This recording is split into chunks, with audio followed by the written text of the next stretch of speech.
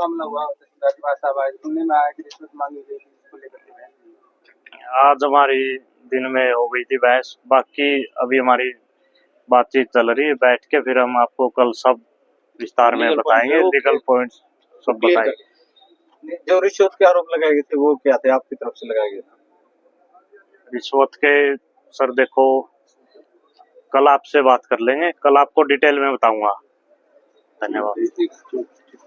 हाँ, सुखबीर बुरा जी, संदीप बुरा जी, बार एसोसिएशन के प्रधान। आपका इसलिए है कि आपके एक साथी दुष्यंत नयन के साथ किसी अधिकारी ने दुष्व्यवहार किया नायब तहसीलदार ने, उसके बारे में आपका क्या कहना है? क्यों आए, क्या माजरा था? थोड़ा सा विस्तार से मैं आपको बता देता हूँ कि दुष्यंत नयन जी एडवोकेट, ये अपने किसी रजिस्ट्री के मामले में आए थे और ऐसा मामला पहली बार आया था कि पोस्ट डेटेड चेक के रिगार्डिंग को था। तो टेक्निकल ग्राउंड के ऊपर तहसीलदार साहब ने कहा कि ये हमारे मतलब प्रोविजन में नहीं है, इसे हम दूसरे प्रोविजन के अंदर डालेंगे, 2 के अंदर, प्रोविजन 2 के अंदर। प्रोविजन 1 के अंदर रजिस्ट्रियाँ होती हैं।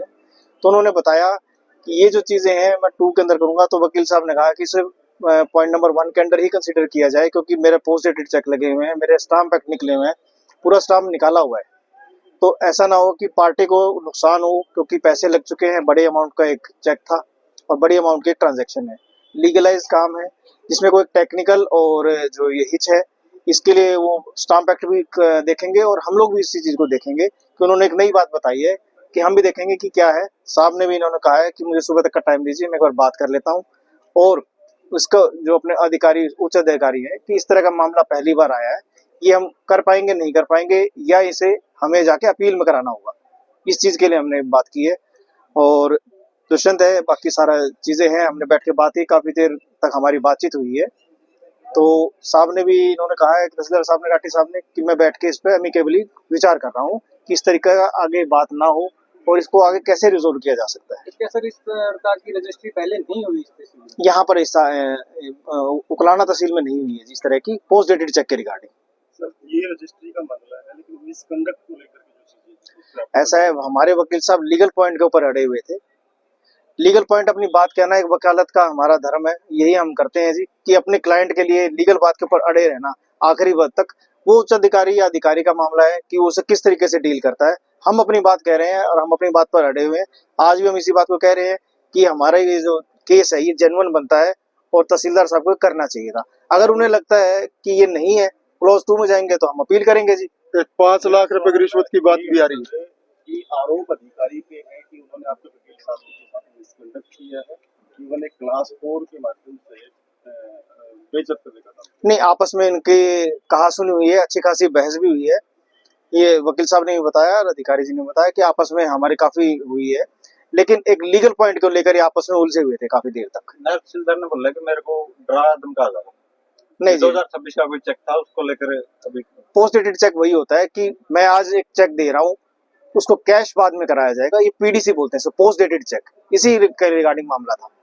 इसमें तो सर पार्टी का ऑब्जेक्शन होना चाहिए, जिनको इतना लंबे टाइम का चेक मिल रहा है। नहीं, इसीलिए उन्होंने कहा है कि अगर मैं इसको रिजेक्ट करूंगा, लीगली जो अपना कह रहे हैं उसके हम अपील कर सकते हैं। अगर अपील में उनको दोषी पाया जाता है या उनके खिलाफ लगता है अधिकारी को कि इन्होंने ऑर्डर गलत कर रखा है, तो वापस रिवर्ट बैक यही होगा और जो नुकसान पार्टी को है वो सरकार उसको मुहैया कराती है क्लाइंट को। पार्टी तो कोई ऑब्जेक्शन लेकर के आई है?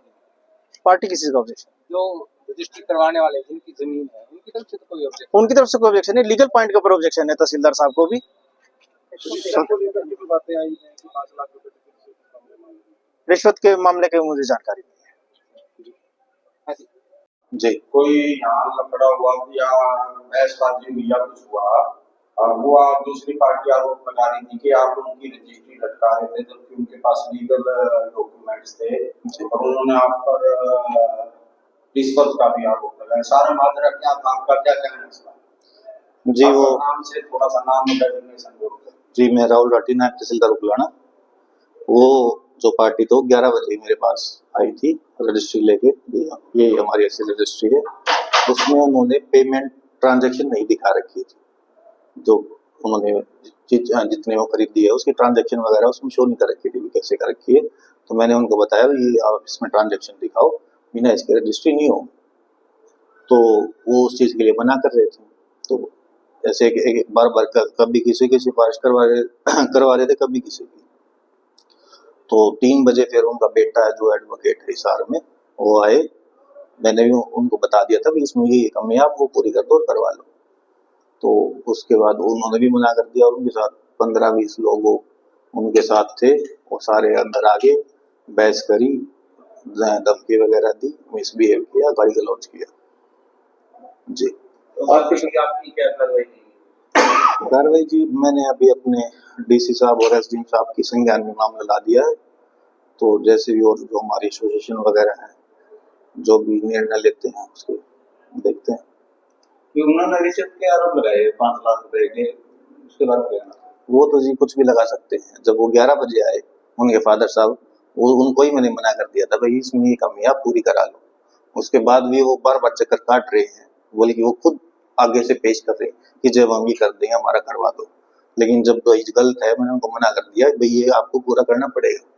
मराठी साहब उसमें मेजर गलती क्या थी जो टेक्निकल कानूनी रूप से? उसमें जी उन्होंने 3 करोड़ की ट्रांजैक्शन दिखा रखी है और रजिस्ट्री से पहले या रजिस्ट्री वाले दिन सारी पेमेंट होती है, वो चेक दे रहे हैं 2026 का कि हम 2026 में सारी पेमेंट करेंगे। तो नियम क्या कहता है? ट्रांजैक्शन नियम तो ये कहता है कि भी रजिस्ट्री से पहले या रजिस्ट्री के टाइम पे पूरा लेन देन पूरा हो जाना चाहिए और वो कर रहे हैं 1 साल बाद। तो ये अपने इनकम टैक्स के नियमों की भी उल्लंघना हो रही है इसमें। तो ने है कि चीन में किस प्रकार की रजिस्ट्री हुई है? जिंदगा तो भी मैं कुछ नहीं बता सकता वहाँ का। मतलब नियम यही है कि बिना पैसे रजिस्ट्री नहीं हो सकती। जो ट्रांजैक्शन है, मान लो आपने 10 लाख में जमीन खरीदी तो आप वो 10 लाख रुपए दिखाओगे भाई मैंने आरटीजीएस से चेक से ऐसे ट्रांसफर कर दी है। भैया अगर आप 8 तारीख को रजिस्ट्री करवाने आए हो तो या तो आज 8 तारीख तक आपको उसके खाते में पैसे ट्रांसफर कर देने हैं, जो कि ये 1 साल बाद ये हम 2026 में ट्रांसफर करेंगे। एक राठी जी आप जो कितनी तो जमीन थी जिसकी रजिस्ट्री हुई थी और कहाँ है कौन से एरिया? ये जी मेरे ख्याल से बूढ़ा खेड़ा की जमीन है ये 10 एकड़ के जमीन। तो क्या इसका मतलब जो इस कलेक्टर रेट है उस अकॉर्डिंग हो गया या कोई उसमें भी कमी है? नहीं, स्टैंप ड्यूटी तो जितनी वो थी कलेक्ट्रेट के अनुसार लगा रखी थी, लेकिन ट्रांजैक्शन उसमें कहीं भी शो नहीं कर रखी थी। तो मेन मुद्दा आपका कहना है कि उन्होंने ट्रांजैक्शन नहीं की, इसलिए रोकी आपने? जी और वो सारा स्टैंप वगैरह वो सारा स्टैंप ड्यूटी उसमें पूरी थी। इसके बता रहे फोटो वगैरह उतर गए तो? हाँ तो जी उनको मैंने जैसे मना किया तो बोले कि आप हमें भी राइटिंग में दो कि भाई आप क्यों नहीं कर रहे। तो मैंने फिर ये एग्जीक्यूट करके उस पर मैं अपने स्पीकिंग ऑर्डर पास करके उनको कॉपी दूंगा कि भाई मैंने क्यों रिफ्यूज करी है। अब आपने इस समय अपने अधिकारियों को या सरकार को कंप्लेंट वगैरह दी है इस मामले में आपके साथ में? हाँ वो मैंने उनको इन्फॉर्म कर दिया। तो कोई पुलिस में भी कोई शिकायत दी गई अभी तक? नहीं अभी पुलिस में नहीं दी है, मैंने खाली अपने सीनियर ऑफिसर्स को इन्फॉर्म किया है। कोई आगे देने की तैयारी पुलिस में? वो जी देखते हैं अभी कैसा क्या रहता है उसमें। जो 5 लाख की रिश्वत का आरोप आपका स्पष्ट कहना, आपने कहीं कोई नहीं आया नहीं आया या आपने कोई वो करे? वो खुद अब मेरे पास आए, उन्होंने जो उनका वकील था जिसे ड्राफ्ट करवा रखी थी वो भी मेरे पास आए। आप उनके वकील से पूछ सकते हो। जब पहली बारी में ही मैंने उनको बोल दिया था ये नहीं होगी। बाद में कुछ ऐसा भी सुनने में आया था कि आपकी बाद में कुछ उनके साथ सेटिंग भी चली थी? नहीं बेबुनियाद। धन्यवाद।